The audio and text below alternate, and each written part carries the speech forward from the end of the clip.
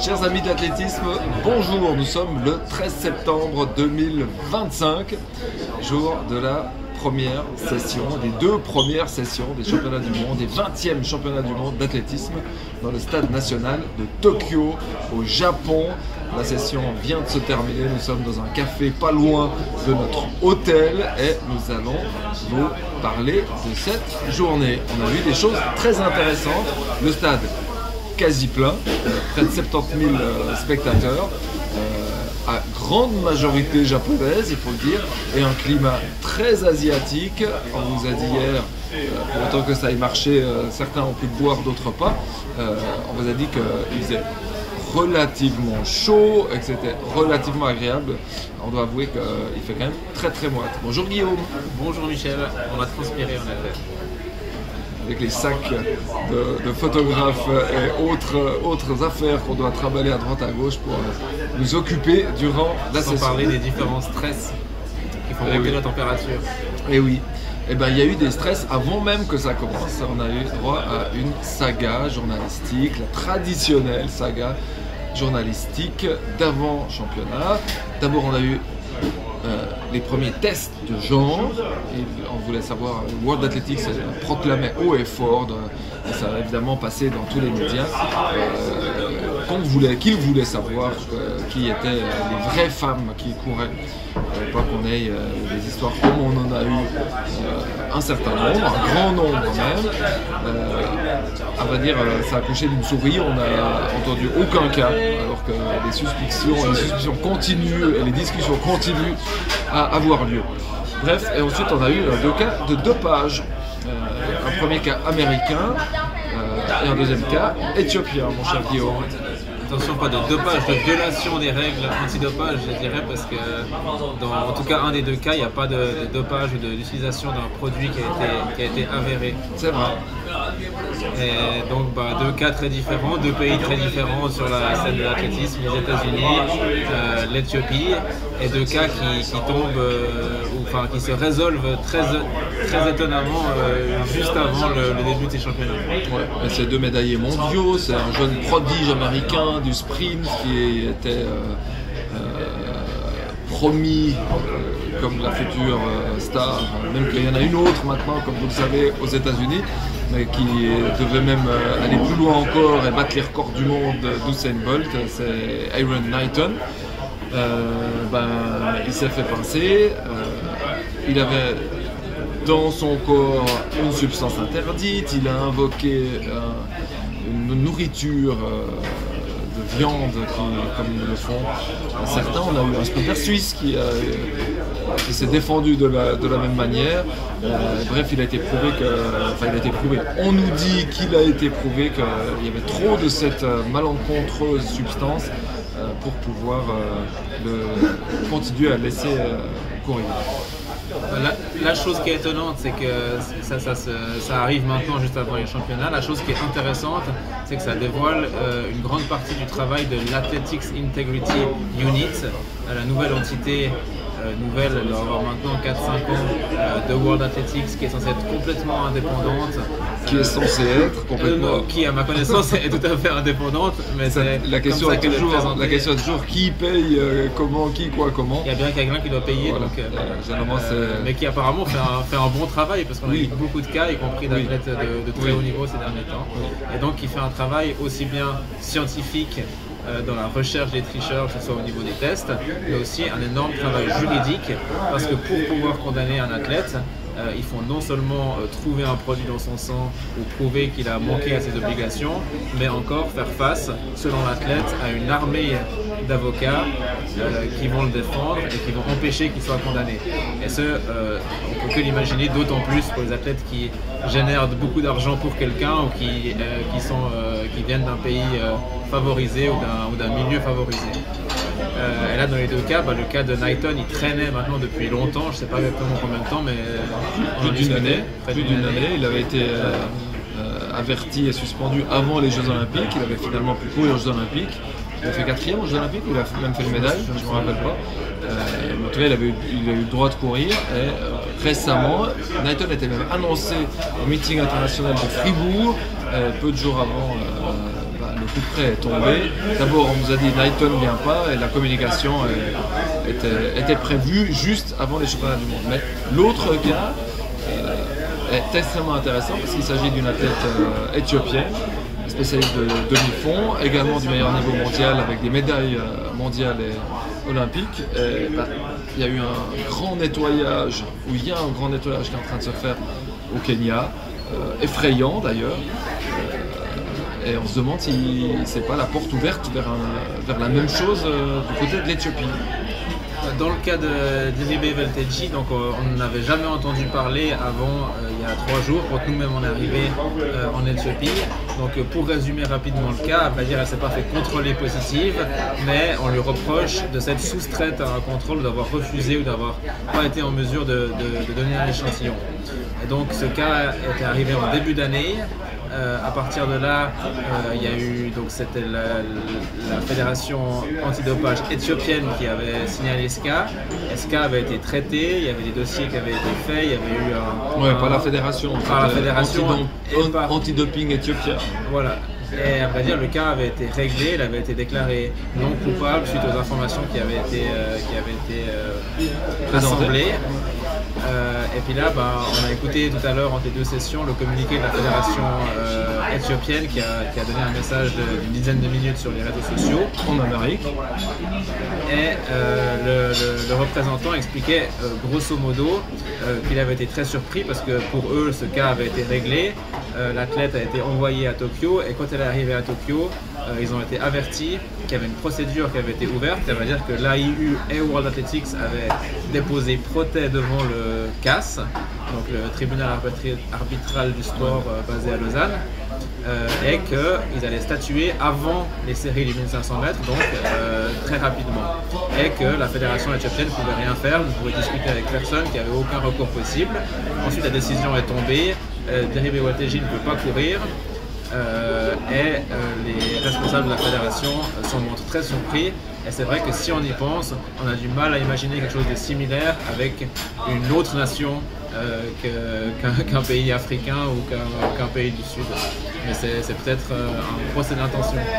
Oui, c'est de toute façon une énorme question. Il faudrait se plonger beaucoup plus profondément dans cette question du dopage qui est abyssale. Ce qui est sûr, c'est qu'elle est liée à des conflits d'intérêts, d'abord personnels, comme Guillaume l'a dit.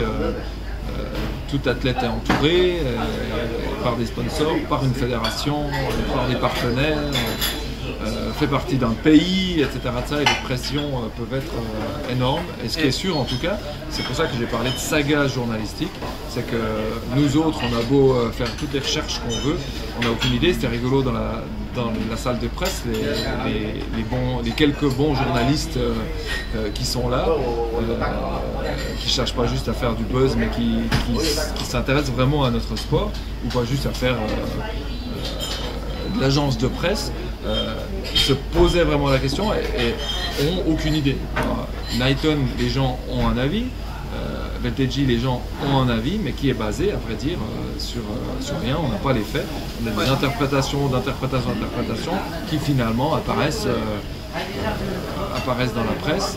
Et le coup près tombe ou ne tombe pas. S'il ne tombe pas, d'ailleurs, la plupart du temps, on ne le sait pas. Il y a plein d'autres cas qui sont comme ça. Bref.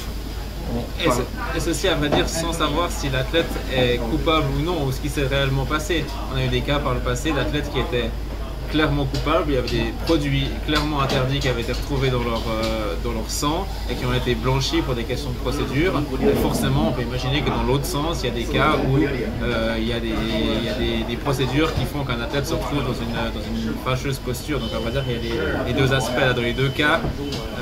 En tout cas dans celui de Welteji, on n'a aucune idée de ce qui s'est passé. Peut-être qu'elle est coupable, peut-être qu'elle ne l'est pas. Ouais. On peut clore ce chapitre. On a eu de très belles courses aujourd'hui aussi. On a eu une course magnifique. Notre sport au niveau mondial, c'est quelque chose. En plus dans un stade archi plein. Des tensions, c'est d'une violence extraordinaire. Vous voyez les athlètes faire les signes à la caméra alors qu'ils sont tendus mais comme des arcs.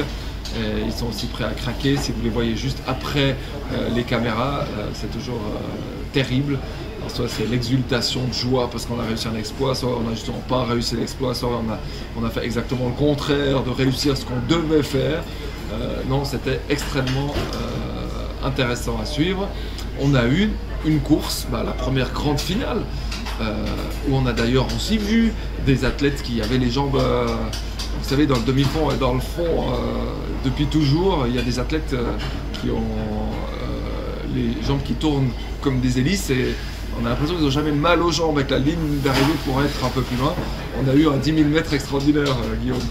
Une magnifique bagarre, d'abord une course partie tranquillement et puis vers le 3-4e kilomètre, les deux Kenyans, Ngetich et Chebet, qui ont commencé à mener un train d'enfer à 2,5 km de l'arrivée et tout d'un coup elles se sont arrêtées, ça a de nouveau ralenti pendant 1,5 km et puis c'est Gouda Tsegay qui a lancé les hostilités à la championne du monde, la tenante du titre, qui a lancé les hostilités à 1 km de la fin avant de devoir s'avouer vaincue dans l'emballage final. Ouais, et ça fait, c'est intéressant, quand elle accélère, elle fait 1,230, ensuite elle en fait 2 en 33-34. Et ensuite ça va de nouveau plus vite et puis elle se fait déboulonner dans les 200 derniers mètres par l'italienne Batocletti. D'abord par Chebet, c'est Chebet qui passe et Batocletti qui est juste derrière et ça fait un duel dans la dernière ligne droite entre Chebet, donc la double record woman du monde du 5000 et 10 000 mètres, et Batocletti, la double médaillée olympique de l'an dernier, qui vient à nouveau finir très très fort, remporter une médaille d'argent au terme d'un sprint impressionnant et pas loin du tout de l'extraterrestre qu'est Chebet. Ouais, je dirais qu'il y avait 3 extraterrestres. La championne du monde de l'année passée était la moins extraterrestre. On voit même 4 avec Ngetich qui a couru sous les 29 minutes déjà sur 10 km. Effectivement, dernier 200 mètres en 27 secondes, dernier 100 mètres en 13,6, 13,7, quelque chose comme ça. Une course très impressionnante. Et forcément prometteur pour le 10 000 mètres masculin de demain. 10 000 mètres masculin de demain avec un certain Dominique Loquignomo Lobalou, le champion d'Europe, 4e des Jeux Olympiques. On vous en a parlé hier, vous allez réécouter le podcast, on a fait un petit point de ce qu'on savait sur la forme de Dominique, ce qui est à vrai dire pas grand chose. Et les autres alors? Les autres, c'est prometteur. Il y a nos collègues de Let's Run qui ont fait un très beau preview indiquant que ça faisait 40 ans qu'un athlète non né en Afrique, ils font la nuance parce qu'il y a un certain Mo Farah qui a remporté plusieurs médailles pour la Grande-Bretagne, mais en étant né en Somalie, que ça fait plus de 40 ans qu'un athlète non né en Afrique n'avait pas remporté le titre sur 10 000 mètres, et que ça faisait aussi près de 40 ans qu'aucune médaille n'avait été remportée par un athlète non né en Afrique. Donc là, Guillaume, tu es en train de dire, tu es en train d'insinuer que demain, ce ne sera pas un Africain qui gagne.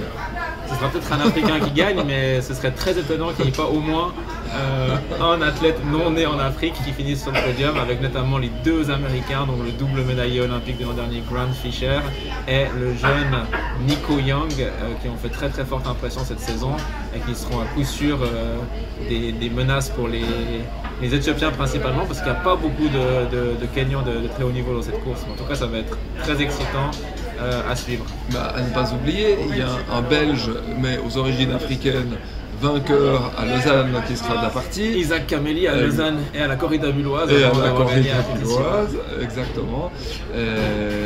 Plein d'autres athlètes, ça sera très intéressant à suivre. Ça sera demain, ça sera l'antépénultième course. On aura la course la plus longue dans le stade côté masculin.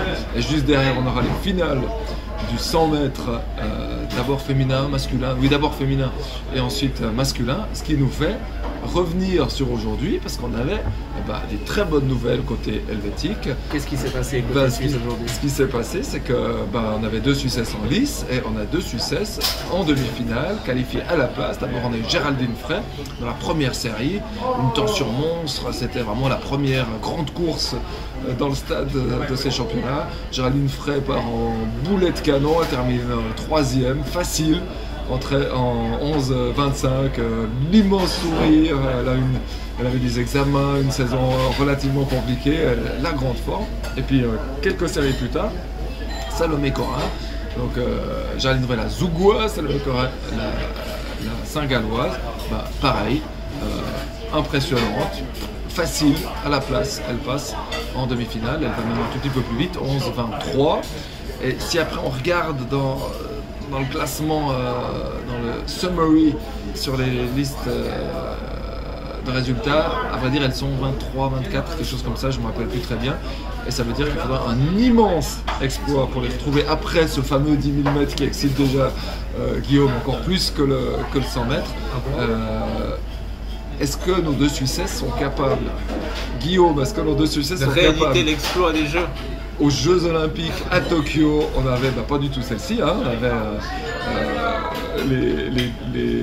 les reines, on ne savait pas laquelle était la reine, Mujiga Kamuji et Ayla qui étaient les deux en finale, les deux largement en dessous de 11 secondes. À vrai dire, demain il faudra courir 11-0 ou plus vite pour aller en finale. Est-ce qu'elles sont capables de faire ça, les deux Suissesses expérimentées? On verra demain, mais c'est vrai qu'elles ont fait belle impression aujourd'hui. On a aussi des Suissesses sur 1500 mètres. On a 3 autres Suissesses. On avait une qui était tout à fait contente. Elle est tout à fait contente d'être là parce qu'elle s'y attendait pas du tout. Elle est passée au ranking dans une des dernières places sur 1500 mètres, c'est Lili Negeli. Une jeune zurichoise qui était au championnat d'Europe U23, qui progresse gentiment et qui a vécu son truc, on avait l'impression. Et puis il y en a une autre qui a aussi vécu son truc, mais on a vu une idée derrière la tête de qualification en demi-finale, qui a laissé croire que c'était tout à fait possible jusqu'à 120 mètres de la fin où elle a tout à coup dû laisser partir quand même, alors qu'elle était juste au niveau du placement, qu'elle était une course assez excitée, elle se trouvait, etc. À 200 mètres de la fin, bousculade, et puis elle met un petit peu trop probablement, et 120 mètres de la fin, elle doit laisser filer, elle n'est pas en finale. Et il y en a d'autres, et oui, et il y en a d'autres qui ne sont pas en finale. Laura Muir, de retour de blessure à très haut niveau, qui se fait scalper dans la dernière série. Puis après on a eu la joie, on a eu la grande joie des deux sprinteuses, on a eu la satisfaction de Lili Negeli, on a eu la grimace, on peut dire comme ça, même qu'elle a toujours le sourire, mais la grimace quand même de Justin Vinh. Et puis on a eu d'abord la tête des mauvais jours d'Annie Kellin en longueur, et finalement les larmes, 6,35 m, quelque chose comme ça. À son premier essai, 2 essais mordus ensuite, une cheville douloureuse.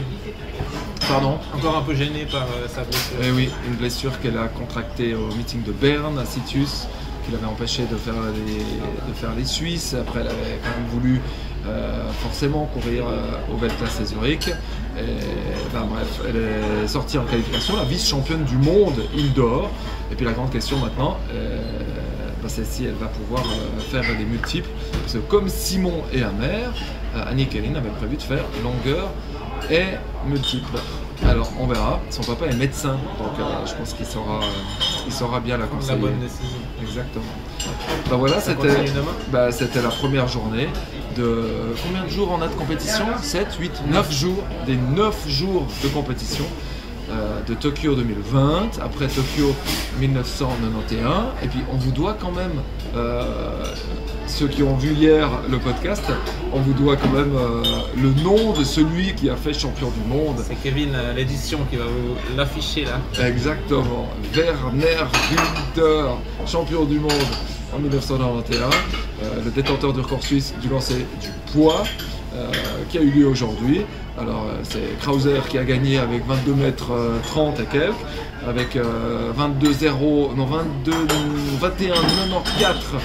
on fait une médaille. Notre Gold verni, comme l'appelaient les journalistes suisses-allemands à l'époque, aurait fait sa médaille s'il avait réussi à pousser son boulet aussi loin. Alors nous on va pas pousser plus loin, on va retourner à l'hôtel, les journées sont longues. Si tout va bien, on se revoit demain. Merci de nous suivre. Si vous avez de quoi mettre des ingrédients à mettre dans la soupe, c'est très volontiers. On laisse cuire tout ça à petit feu, ça fait des bulles. On essaye de faire quelque chose qui est de bon goût. Merci de nous suivre. À tout bientôt. Ciao, ciao.